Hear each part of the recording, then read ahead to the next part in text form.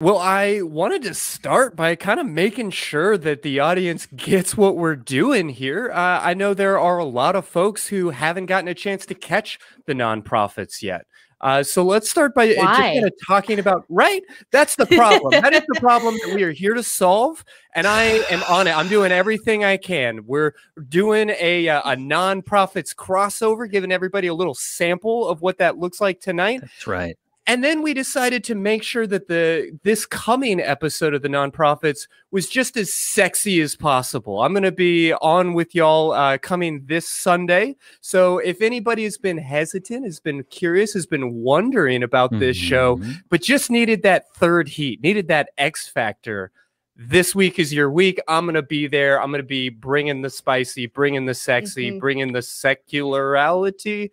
Christy is the X Factor. I am the X Factor, but this is a really great show, and I want to talk a little bit about it. I mean, Johnny, you brought the nonprofits back and got it up and running just about 6 months ago after a brief hiatus and a little bit of a retooling. Has it been that long? That's been 6 months. Wow, really? Wild. Well, yeah. So we were putting on shows for a long time, and we were working out some bugs in the new format. You know, we have a lot of different hosts, including Rudy, right here, and a lot of guests. We've got you, Christy, as those who will tune in on Sunday in between Talk Heathen and Secular Sexuality will see your lovely face. But we've got a lot of people that are on there. We've got Puck, we got Martin, we got Malty and Jenna, Cynthia, Neil, a whole bunch of people from all around the country and a little bit from all around the world, because we do have Neil and some others from Canada. But we talk about, I think we broadened up the topics that we talk about, I think a little tiny bit. It was my thought that the atheist community is a very diverse community, and there is a lot that we deal with besides counter apologetics, besides debating whether or not, seeing a garbage can flying across the room or a Coke bottle flying across the room is sufficient reason for believing in goblins.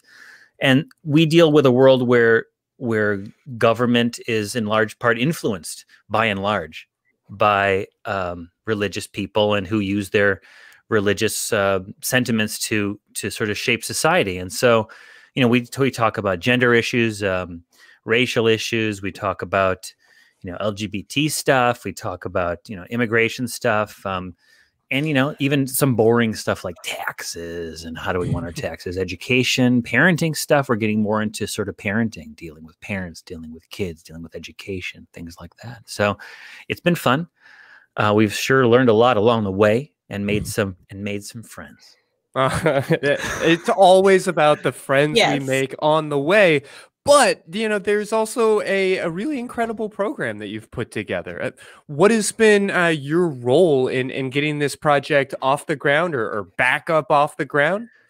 If you ask the nonprofits, they'll probably tell you that my role has been trying to get the nonprofits to take on more roles, so I don't take on roles. Sure. But I've got a great team that we're working together. I brainstorm with the assistant producers on figuring out what are we going to talk about this week? What's in the news? We research all kinds of stuff. Go to different news sites. I'm always talking about groundnews.com, but that's not the only one we look at. Try to find out what are people talking about that intersects with atheism.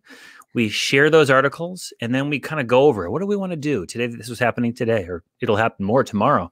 Do we want to do this article? I think we could do that. We could pair it with this other article. Okay, now we've got an LGBTQ episode. Okay, what else can we tie in here? But let's always try to bring it back to religion, because that's why we're here, the ACA and all that jazz. And so we do that, and then we pick a panel. We've got a lot of people on the panel now, about 13, I think, and a guest. And so we're reaching out. Shannon Q has said that she'll be on the show, and so I think she'll be on the show. You said you were going to be, and you were. And yeah, I'm sure you will be again. We've got other names that I won't name just yet, but some fun people that have come on in the past and will come on in the future. And then we sit down, we circulate those articles, we take notes, we brainstorm a bit, and then we have that conversation right there live. We do a little bit of pre-convo, but then really it comes out and it sort of flowers. And then the conversation continues because we're in the chat and we're talking to each other and we're sharing links and we're sharing memes and we're making fun of each other and we're, wishing we could all just get together. We will. Yeah. But I'm sorry. Last thing I want to say is it's been a godsend to me because I've made a whole bunch of new friends that I get to talk to on a regular basis. And I don't get to see them. So it's really helped with quarantine. So that is nice. I hear that. And the amount of back and forth of reading through these articles, of having something important and well thought out to say, it shows. I told this story super briefly in the episode that's going to air on Sunday, and I want to make sure everybody catches that episode, so I don't want to get too deep into it, but it's worth pointing out that my first broadcast appearance for the ACA was on the Nonprofits, and I showed up to the studio. I had no idea that I was about to be on air. I had no idea what we were doing. And about 5 minutes before live, the other show host showed up. They said, "Are you ready?" And I said, "Ready for what?" And then we did it. And, the truth is the ACA has gone through a lot of growth and a lot of evolution over the years. There have been a number of phases, most of which I have not been able to participate in, but I have been following everything that comes out of the studio. And, now our studio is everywhere. But I've been watching and participating behind the scenes in all of this for years. And the just the amount of effort and the amount of preparation and professionalism that your team brings to the show is really something to be proud of, and something I think that our audience is going to really appreciate. So I hope everybody will check that episode out. That's really nice to hear. Thank you, Christy. And I think we got a chance to, before the dark days, before the quarantine, we had one drink once. Remember, we were over on North Loop before the dark times, and I was like, I gotta know this Christy Powell guy. And then, well, shit hit the fan. Things turned, but not over yet. Are you saying that you were the catalyst? Your meeting was the catalyst. That's what I'm hearing. I just assume that all good things are because of me, and my girlfriend keeps saying that that's not true, but regardless, I'm going to wait a minute. Why is she your girlfriend if she's saying that you are not the cause of all good things? Yeah. Repetition, though, Christy. Repetition. Just go ahead and let that sink in. Right. Well, now that we're done celebrating how wonderful all of these shows are, let's put our money where our mouth is and actually show folks watching at least a preview or a sample or a little snippet of what the Nonprofits looks like, secular sexuality style. Let's dive into this first article. We're talking here about an article from ABC News titled "New York City Moves to Dismiss Hundreds of Prostitution Cases, Decriminalize Sex Work." I feel like that's already the nuts and bolts of it. So, Johnny, if you would, I'd love to just hear sort of your take on what this article has to say and what's going on in the world right now. The way I approached it, that is to say, is it sounds really good. It sounds almost too good to be true, because I remember this happening when San Francisco started issuing marriage licenses to same-sex couples prior to Obergefell versus Hodges, and I remember thinking, I was thinking gee, how's that going to work out? Because I think they're all smacked down, but it's. My issue is this. I think this is a great step toward not punishing people who can get into vulnerable positions. Now, I'm not talking about professional sex workers, right? People who do it because they want to do it, because they love it, because it speaks to the kind of person they want to be and the way they want to live their lives. There's no problem with that at all. But my issue, and maybe this is where we'll all sort of butt heads a little bit, and I'm looking forward to that, is that the law is on the books. Okay, that is not an excuse to say it's on the books, therefore it's right, therefore we must obey the law. But I am an attorney, allegedly, and to me, the law's on the books. It's a New York state law. My concern with district attorneys, and let's go into the article, district attorneys are choosing to not enforce prostitution laws. Okay. And my concern is that if DAs are choosing to not enforce some laws, but to enforce others, that could lead to a greater, more pervasive culture of law enforcement not enforcing the laws it doesn't like.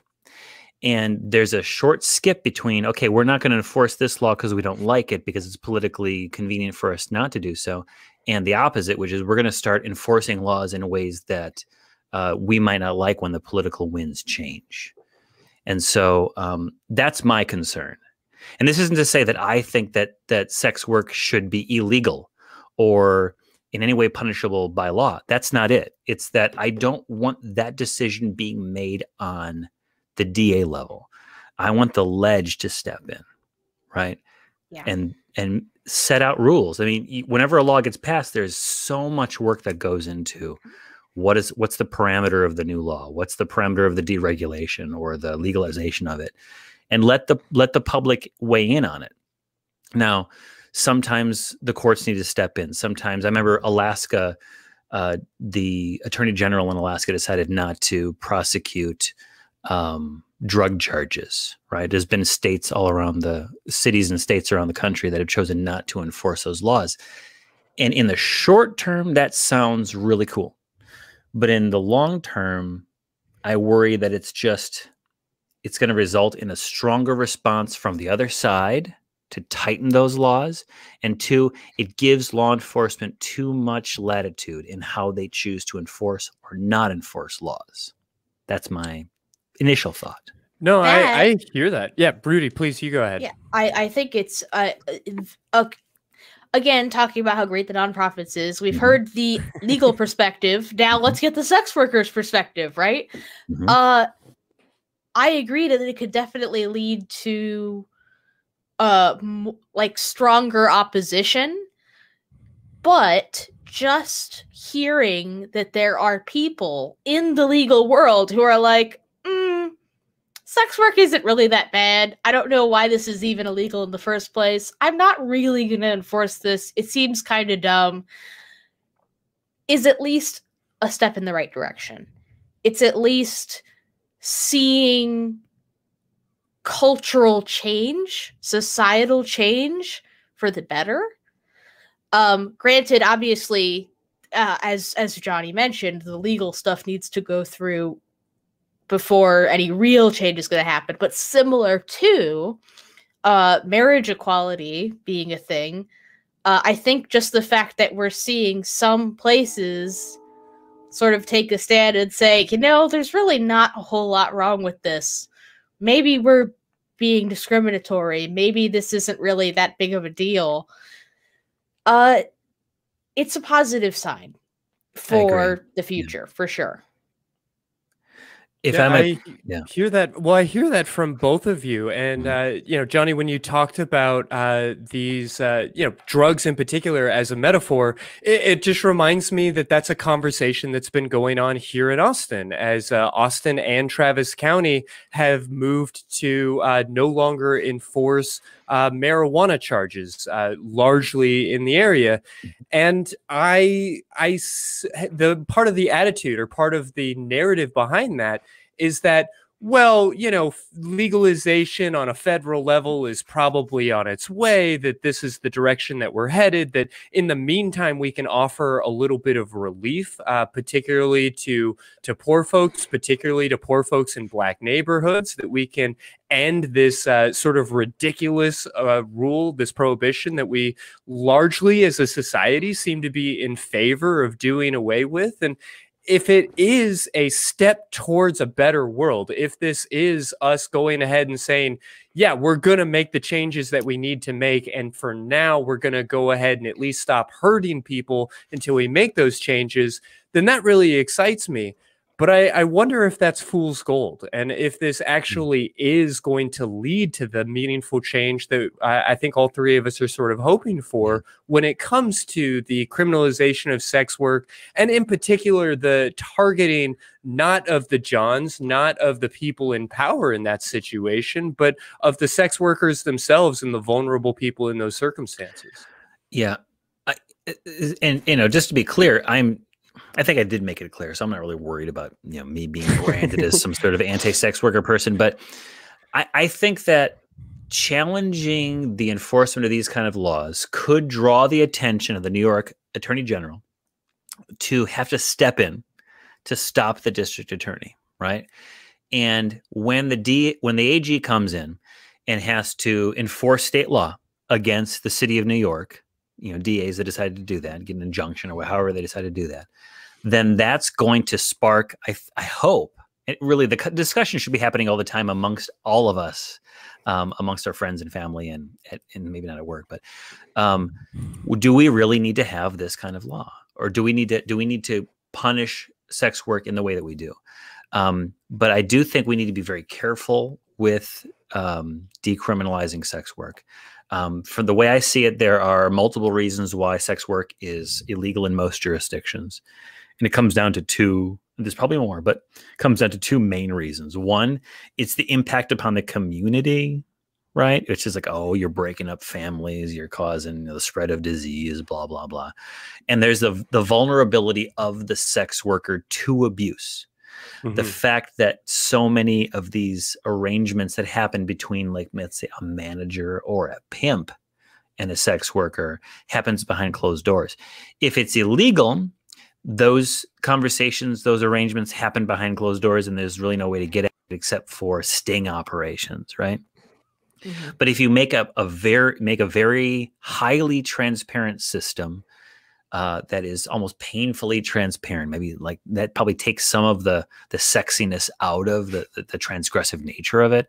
Mm-hmm. You leave it open to abuse on the part of government agencies, but you take it's almost like legalizing marijuana, where now you don't have people on the street dealing it. You can just, like in California and a lot of places around the country, you just go to a dispensary and you just go get it, and it's done. It's like getting your tires changed, you know?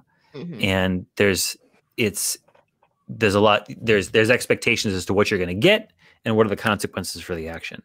And like I say, I'm not against it at all. I would like it to come from the top down, with the people being the people who motivate the legislatures to make that happen. And then we actually sit down and think about it. How are we going to do it? Who is going to be punished, if anyone, for it? I don't want scumbag pimps who take advantage of people in vulnerable positions to be able to be like, well, hey man, it's not illegal. I can do this thing, right? Mm-hmm.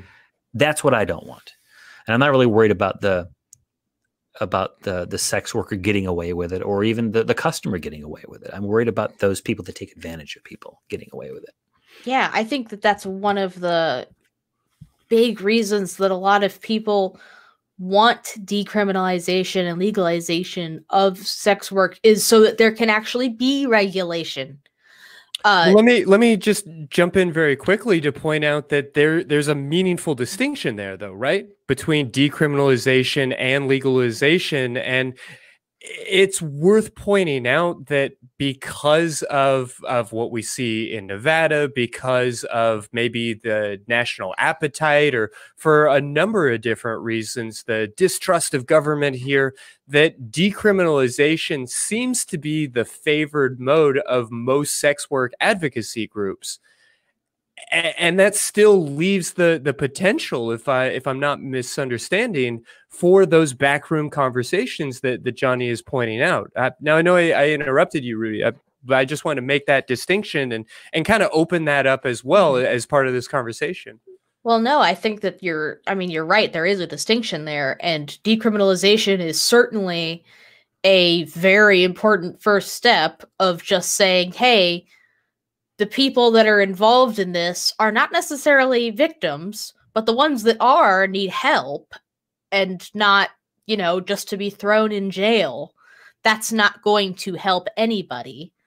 You know, the people that are legitimately, you know, sex trafficking victims, the people that are down in their luck and have nowhere else to go, because those are people that are sex workers, some of them.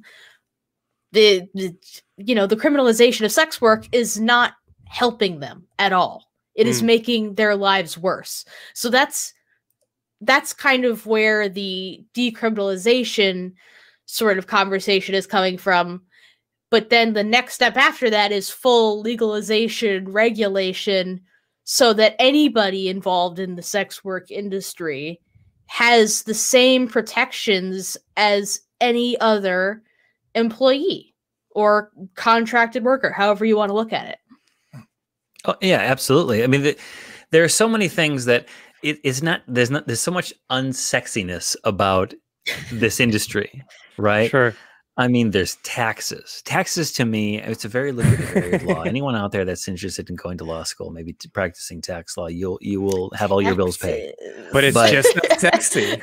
Yeah, taxes are not sexy, but they always come into it, right? Regulatory agencies. There will inevitably be a sex work regulatory agency for New York if it becomes legalized, right?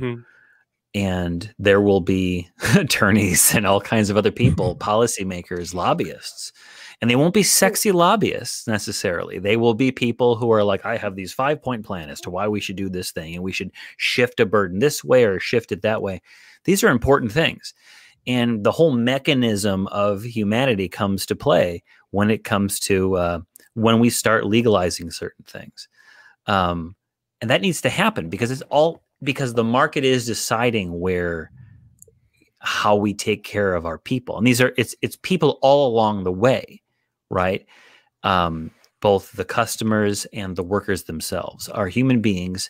And shoot, governments should be interested in getting some of that sexy cash, you know, and putting it toward perhaps earmarking those funds and putting it toward, I don't know, victims of sexual violence programs, or, you know, training programs for those who are doing it under the table currently now, right? Because they have no or very few other options. Education programs, housing programs, funding, whatever it might be, to get them away from a position where they're doing it out of desperation. And maybe they're doing it because they want to, right? That's my thought. I mean, as somebody who does a form of sex work and is not in desperate straits, I think of it as sort of artistic photography.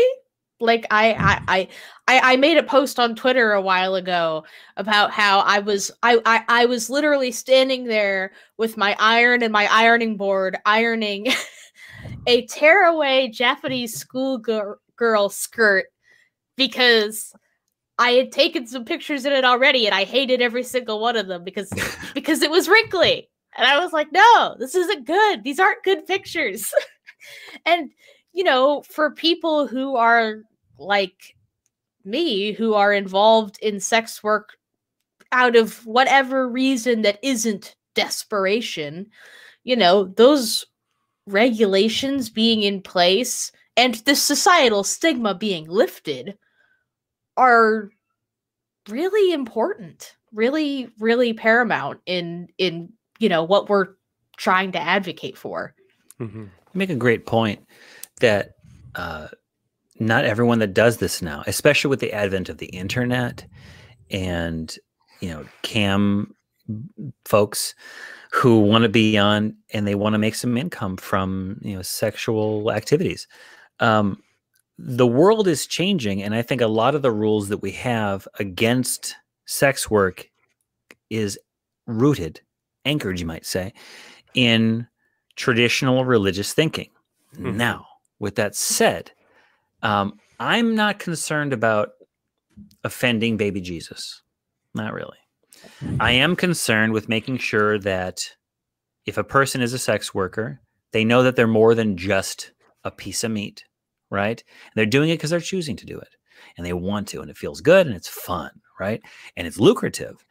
But that if they choose to do something else, they're not prohibited from doing that. But the world we live in, especially in the United States, especially in the South, has a very negative attitude towards sex generally.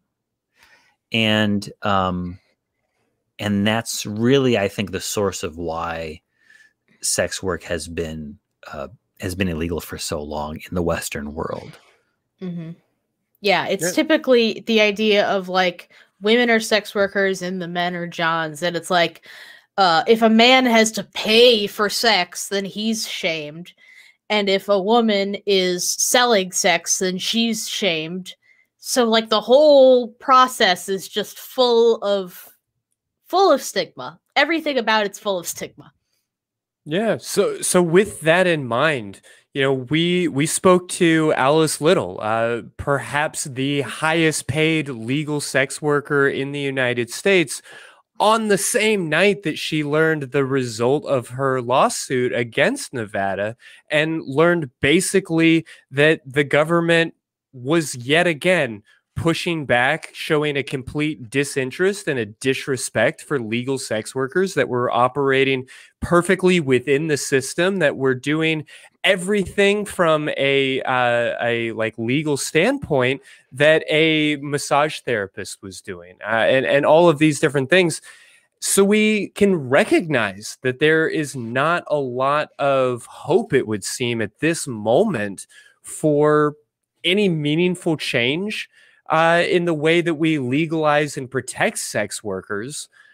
And, even in Nevada, there's real threats against legalized sex work. And that being the only place in the union where you can legally pursue sex work, those rights are really being threatened. So with this story coming out of New York, with that in mind, with what we see in maybe the stalling out of the legalization of marijuana, is there any reason to believe that this story out of New York tells us anything about the move towards either decriminalization on a local or national level, about the legalization on any kind of level, or even just a shift to a certain extent in the cultural narrative? Is there any room for hope in any direction, or is this one sign not enough to read from?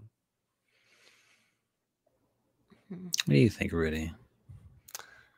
I think, legitimately, I didn't think that I would ever see an article like this, while I was still in my 20s, at least, of any legal pushback against the criminalization of sex work. I thought that it was a fringe idea that kind of only ran within very secular, very progressive groups. And to think that there was enough pushback against this to warrant a news article was kind of shocking and really encouraging. Mm-hmm. I think the fact that we're seeing any pushback is kind of remarkable, considering how much sex and sex work are stigmatized within our country, that it's kind of insane that we're seeing any pushback against the criminalization of sex work at all.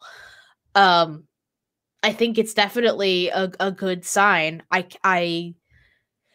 What it will lead to, I don't know. But I think that the fact that there is any social or legal pushback at all is a really big step in the right direction.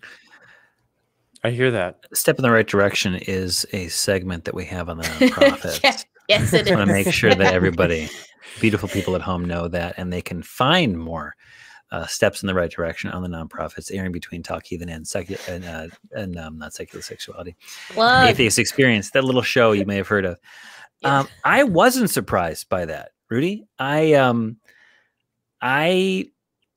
allegedly an attorney, and I know the people in the legal profession, and I also rub elbows with with you people, right? With folks in this community and folks in, other communities. There, I guess you would call them liberal progressives with a little bit of conservatives that I talk to, but obviously not people that are like super offensive to me, but like friends of mine that just have more conservative views or very conservative views. I'm not surprised that a DA would decide to do that. Knowing what I know about the legal community, knowing what I know about the history of the law of civil rights and of these kind of things. Now, what would surprise me is if we got huge grassroots movements in outside of New York areas that are trying to decriminalize sex work. You know, New York's is famously, you know, a liberal, I don't know, point on the map. The fact that they're a hub, you might even say a hub. The fact that that their lawyers would do that, the fact that it would probably decrease the amount of you know, arrests and you know, be very popular amongst what is considered a populace that is rife with, you know, artists and musicians and people who vote Democrat all the time. I want to see it in Kansas. Then you'll see me do a backflip. If you see it in Kansas, no offense to Kansas, there's lots of great places in Kansas, but Kansas is my go-to place. Nebraska, I'll take Nebraska today. When I see it happening in those places, then I'll be convinced that there's a cultural shift. We're seeing greater numbers of people who are nuns, who are non-religious, who are unaffiliated. We're seeing a growth in these, you know, the humanist, skeptical, non-believing community. And as we see that, we're going to start seeing long-standing traditions in the law and in cultural norms change. And then we're going to see that pushback from the other side. I didn't get a chance to look into, you know, the Family Research Council's response to that, or different groups, the National Review, a place that I like to go to see what the loyal opposition is having to say. What are they saying? Probably it's a terrible idea. Probably it's going to result in child pornography or something like that. But I want to hear what they have to say about it. And when I see the National Review, when I see Matt Gaetz types being in favor of, I know, I shouldn't have even said it. Fuck that guy. When I see those people coming out in favor of, like, well, let the market decide, then we'll know that it's changed, because conservatives will say, let the market decide. If a person wants to do that, let them, right? They don't, because they have to cater to their evangelical base. When they do that, they can only go so far. But, you know, behind closed doors, I bet you they don't give a flying shit about it. You can say fuck, by the way, on this show. It's all about, this show is all about fuck. You can say fuck. Well, thank you all for taking me on that emotional roller coaster, because I had it in my mind like, yeah, Rudy's right. Like this does feel new, and you know, OnlyFans is out, and you know, we have this maybe democratization of sex work, and maybe we will start to see cultural norms change. And then Johnny comes in and points out, but yeah, so what? Like, what does it actually mean? I don't know that we'll find any answers here, but I want to make sure that Rudy gives a chance for our viewers to chime in and jump on the phones. Yeah. While they're getting that pulled up, is there any final thoughts? Anything else that y'all want to say here? I feel like I finalized my thoughts. I think so. I think, you know, compassion is really the rule of the day there. And is it really compassion when you are punishing the people, again, not sex workers who are in it because they want to do it, but, you know, folks who fall on desperate times. People who fall on desperate times need assistance. They need your hand. All of us do. I do, you do, we all do. None of us are so invulnerable, adamantium bones, whatever, that we don't need help now and again. And is a law calculated to make society a more cooperative, compassionate place while still protecting all those who need to be protected? And look at each law in that light. Also, is it feasible? But yeah, I think that's about it. Okay, I have closing thoughts now, which is that I can't believe that your first thought when talking about invulnerability was Wolverine of X-Men. That's all I have to say about that. Let's get to some calls.